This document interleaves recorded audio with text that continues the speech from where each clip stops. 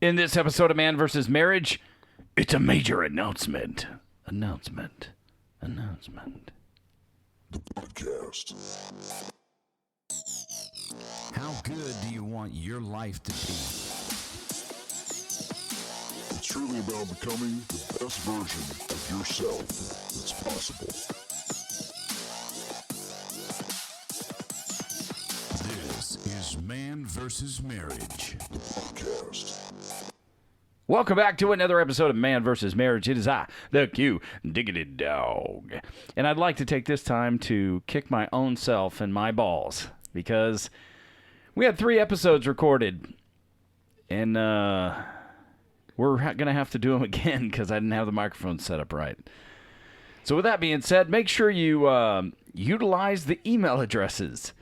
Jeannie, Jeanne, at mvsmpodcast.com. Or Quincy, Quincy, at mvsmpodcast.com. And today we come to you with a major announcement. But first, make sure you go over to Apple or Spotify or whatever platform that you use to listen to this program. And please give us a review. It will help us as we broaden the platform and do our best to reach more men and women and build marriage. Because we've definitely got a mission behind this passion project. And here she goes. She's already... none of this until the microphone starts. Okay, so, honey, everybody, I'm in the Moran family studio with my lovely wife, Jeannie Moran. Honey, say your salutation however you'd like to. Hi, honey. Hi. I'm telling you. It's been a day. It has been a week, a month, a quarter, a year. But here we go. Major announcement on the horizon. You want to rock, paper, scissors to say who's going to do it? No. Come on, man. Just one game. Rock, paper, scissors, go. It's me. Scissors beats paper. The Moran family is making a move from sunny California to deep in the heart of Texas. That's right. We are going to move the whole family to Texas. Which, if you are one of our avid longtime listeners, you will gain instantly a little more context around why things have been So chaotic.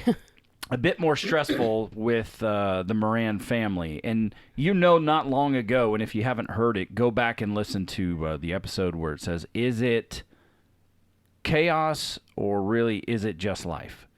Yes, to both. And, my summation of that, my surmising summation was really that it was all just life. And we all have life. There's ebbs and flows to life. And for us, this is, if there is any chaos that has to do with us moving this family, this is chaos that we initiated. So there you have it. Mm-hmm. It's on us, really. Okay, well, we initiated most of it, but some of it has been coming out of the woodworks, so.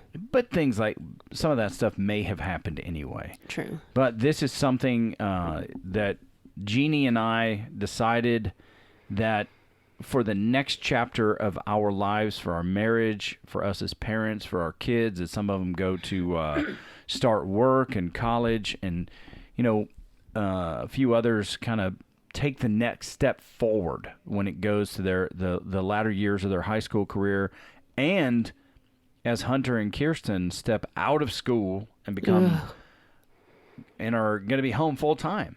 This is the area, the atmosphere. This is the place that we believe is going to give them the best opportunity for all of those things, and it's Texas.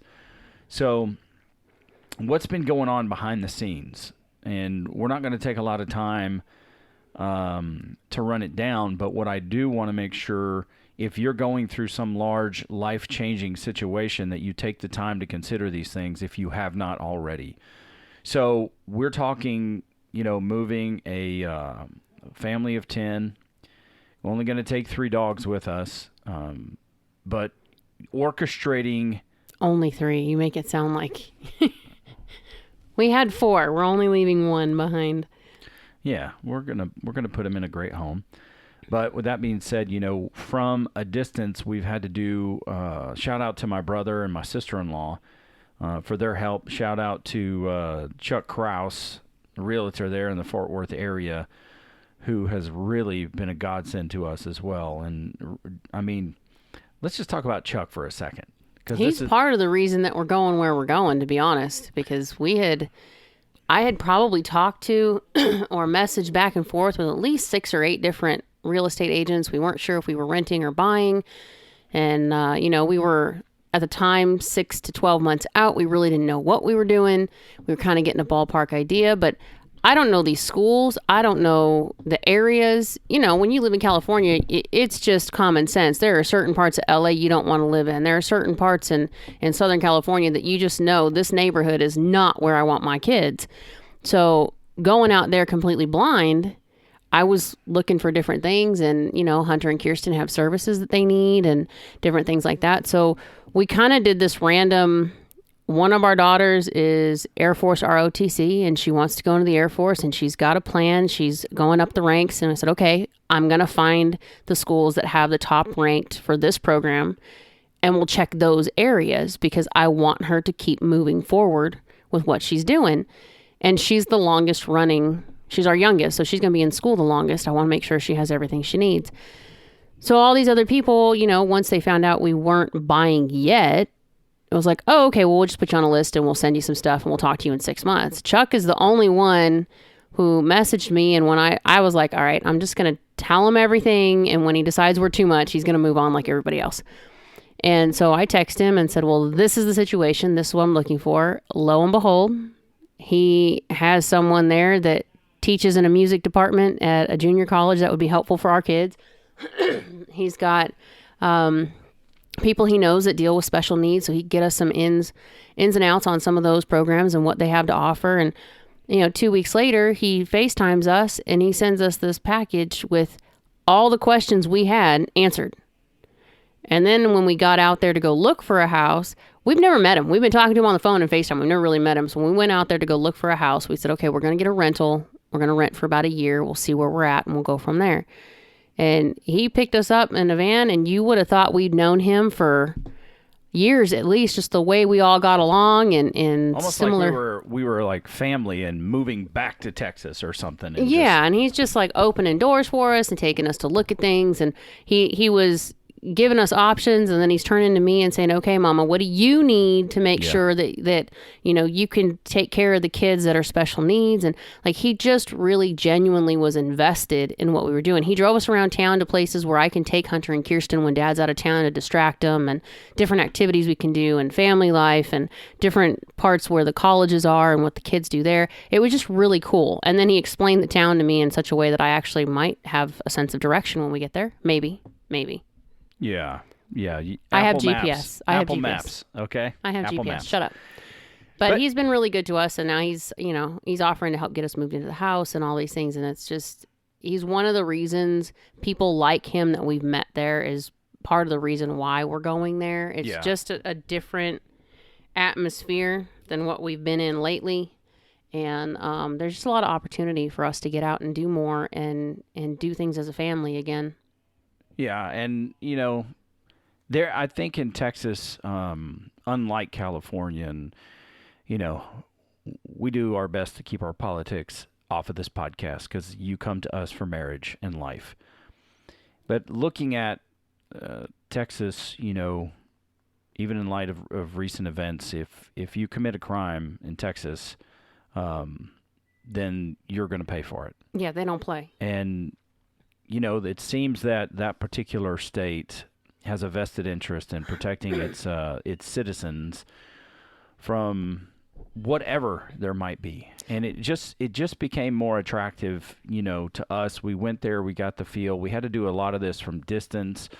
And then we had a short window of time when we went out there in May to find a home, and things just began to fall in line. And there's a checklist of things that caused us to speed up the move, because we were on a 2 to 4 year cycle for when we were going to move, and it looked like Texas was going to be it. And there's some things that came about that just caused us to speed that decision up. A lot of that circled around Hunter and Kirsten and them getting out of school. And, autism is never easy. It's definitely not easy now. I mean, I've gone through a series of all kinds of oh shit moments in the last couple of weeks because, I mean, half a mile from the school, it dawned on me, oh my gosh, this is their last day. We're done. And I lost it. I lost it big time because I haven't had them by myself in a really long time. You know, even when they were little, we always had help coming in and out with the kids, or if I had to be with Hunter and Kirsten, somebody else was in taking care of the other kids. And we're, you know, essentially we're moving somewhere where we have a couple of people, but we can't really push our stuff on them all the time. You know what I mean? So it's like the reality hit of, oh crap, this is all on me from here on out. Not that I'm saying you're not part of this, but I understand what you mean. you know, I went and talked to a friend of mine who's also an autism mom, and I just told her, I said, you know, I love my husband and I know his intentions and the promises he's making. He has full intent to carry them out. But sometimes your work life just doesn't allow us to do the things that we intended to do. Yeah. And it's not that he doesn't want to be part of it. It's just I have to look at it from my perspective of my job is to manage the home. My job is to manage the kids. And if your job decides, you know, hey, we've got plans on Tuesday night and your job decides that you've got to be out of town Tuesday, Wednesday, and Thursday, well, then Tuesday night falls to me. And it's okay, but it's just not something that we're used to yet. And looking at that, I think, you know, as I grow in the current role that I'm in, I'll learn better how to balance work and family life. And instead of making it work and family life, it'll be family and then work life. Well, and I think the big part of Texas was Quincy and I, for the last probably 10 years, have said we need to find a slower pace. We need somewhere where things are just slowed down a little bit for Hunter and Kirsten. These kids love being in nature. They love being around, you know, things moving in the wind, and they like to be out and experience things. And over the last few years, that's just become harder and harder here. But when we go places like Idaho to visit my parents, both of them are just mellow. Once we get settled and we're there for a couple of days, it's like, oh, okay, this is a slower pace. We're not driving everywhere. We're not in traffic all day long. It's very, very different. And when we got to Texas and we realized there are areas that it's like that, but where we're going, it's not. Right. And it seemed, I mean, we drove through the neighborhood during the day. We drove through the neighborhood late at night just to make sure, because I'm a California girl born and raised. And it's like, yeah, well, the neighborhood looks great at 10 in the morning, but let's go check it out at 10 p.m. And everything was just very, very different and very calm and relaxing. The people that we ran into and we met in different places, they were all real welcoming. They did not hold the fact that we're coming from California against us. Yeah. You know, there were a few rules, but we're good with those. We're okay with the rules that they set up.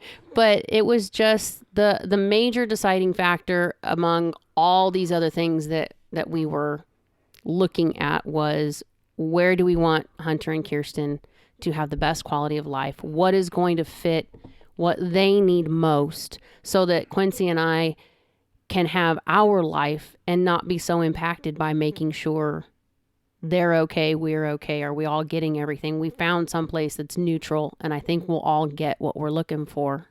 And just your sister's message that she texted you the other day about whoever this behavioral therapist company or group is, and the types of changes that she's seen in X amount of time, and to come to find out this particular company is in Texas, you know, and that was promising to me, because that's just like one more box that gets checked to say, look, you're actually going to have some more resources there. Mm-hmm. And if the companies, they're the same and they train the same and, you know, work with the children the same, then we could see the changes that we're working hard to make, you know, from the regressive issues that we've seen. So, you know, that is where it is for us. We're obviously going to continue the podcast, but making this next move to Texas, we believe also is going to afford us the opportunity to take a step forward in what this podcast means. Because we've been itching for a while. I won't say Jeannie has, but I've been itching for a while, and there are listeners who are asking, can you get video? Because we want to see the video as well. I believe that's going to help us. We're working on our book and getting our book ready to go out, to be published and to be distributed.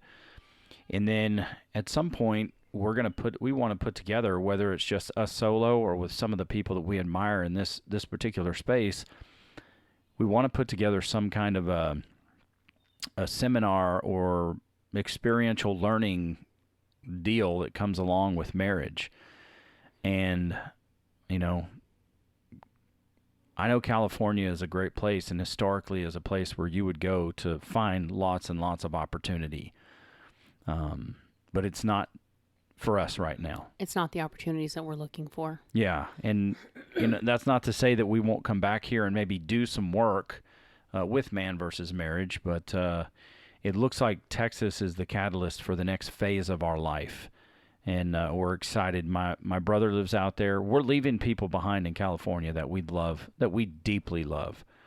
But at some point, these relationships were going to be long distance anyway, because they were looking to move their family out of California for some reasons that are, somewhat similar to ours. So California, that makes it easier because they understand why we're doing what we're doing. Yeah, and I've got a lot to be thankful for when it comes to California. I really do, especially over the last 25 years. Thank God I came out here. Thank God I didn't just enroll in college and start playing football right away. I decided to get a job first, and things just played out magically. I didn't play college football, but I did marry a wonderful woman and have 8 children. And busy.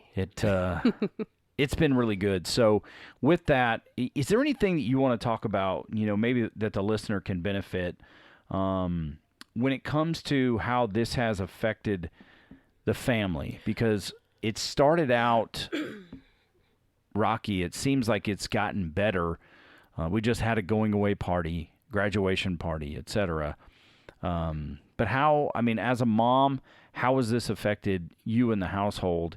And what can dads do? What can husbands do to kind of support that? And then we'll close this episode out. Well, I think the biggest thing is, for me, I'm leaving 43 years of a life behind. I've lived in California my entire life.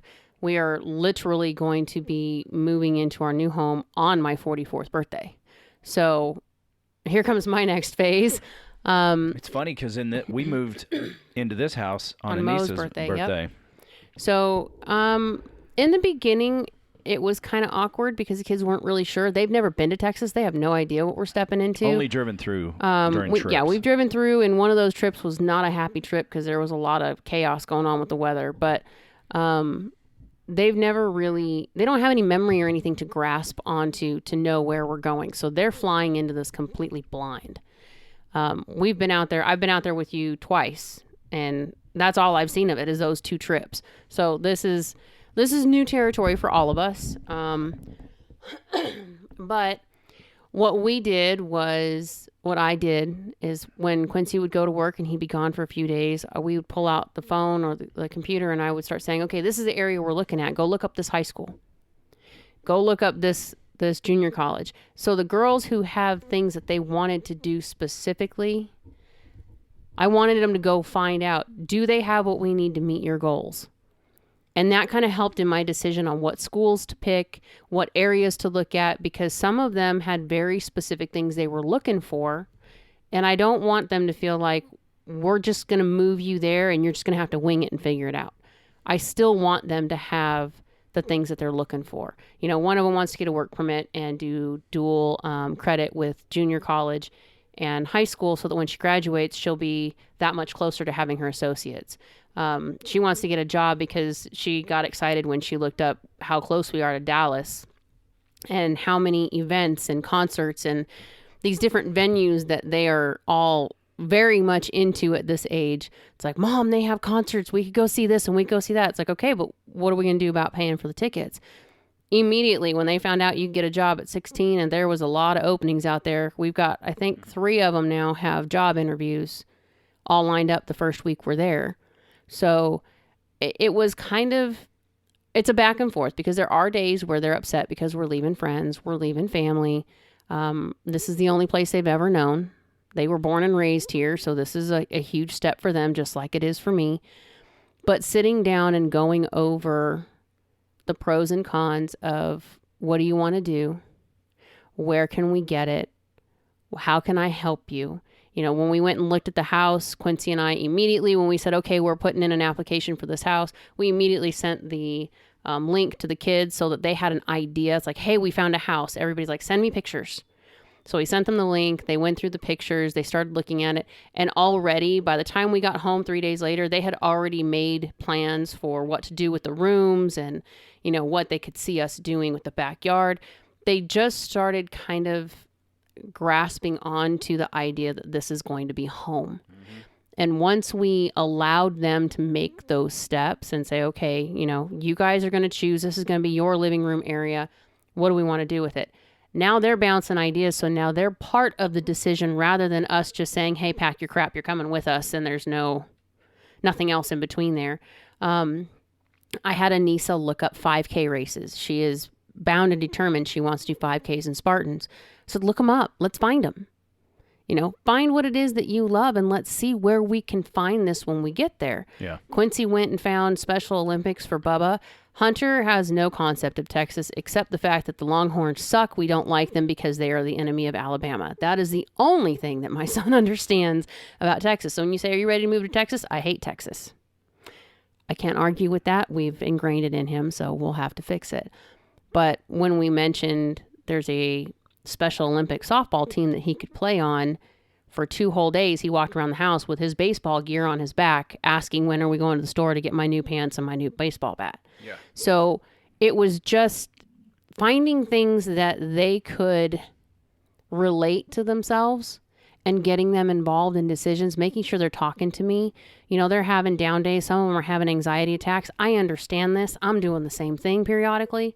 This is a huge step for everybody. So the biggest thing is when dad comes home, even if he's been gone for a couple of days, we sit down and we have a family talk. Where's everybody at? We check in.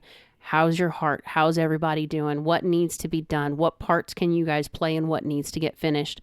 We're making sure that they are actively involved in everything through the whole process.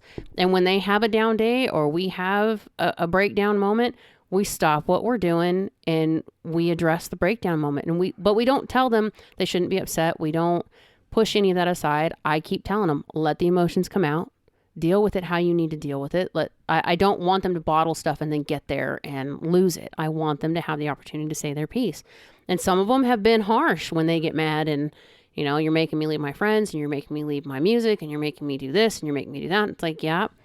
And you have 2 years of school and then you can make whatever decisions you want from there. But for now, this is where we're at. But even that, I think just letting them have that ability to say what they need to say. And, you know, Quincy and I are a little bit different in this, but I'll give them a free pass and say it how you need to say it.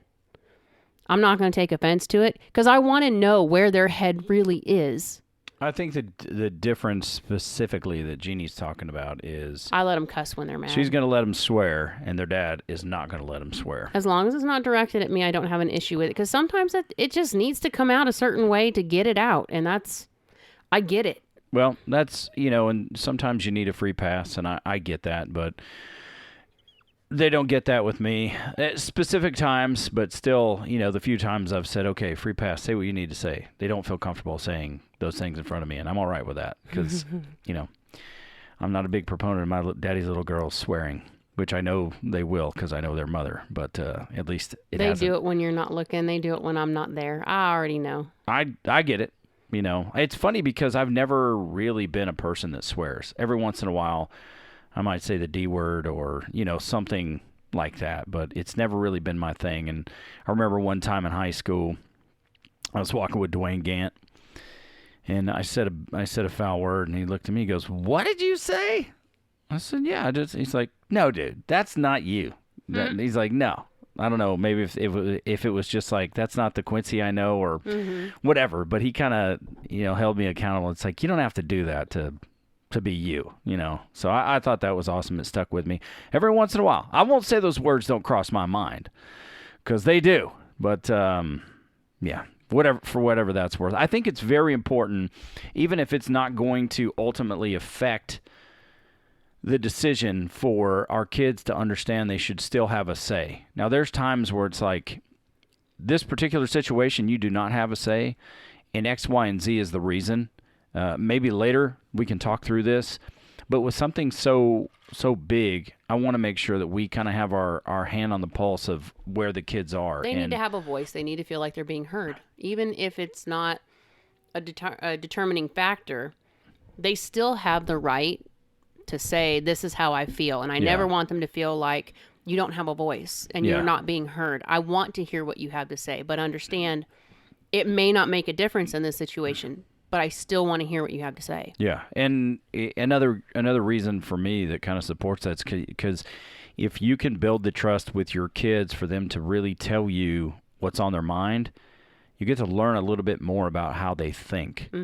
But they don't come to me with stuff that they come to Jeannie with, and I think there's a little bit where they'll come to me with things they will not come to her with, just because I think we've really taught them who their audience is. Now, if it's a big deal and we all have to talk about it together, which this thing in moving to Texas was absolutely that, I want to hear what they're thinking. I've invested a lot of time and effort and energy into teaching them to think, how to think constructively, not necessarily what to think.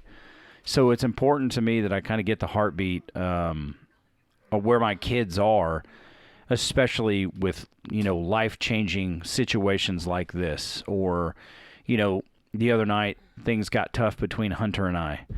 And I sat the kids down and kind of talked to them about what we had went through. And a couple of the girls came up to me and said, "Dad, I think you're apologizing too much about this.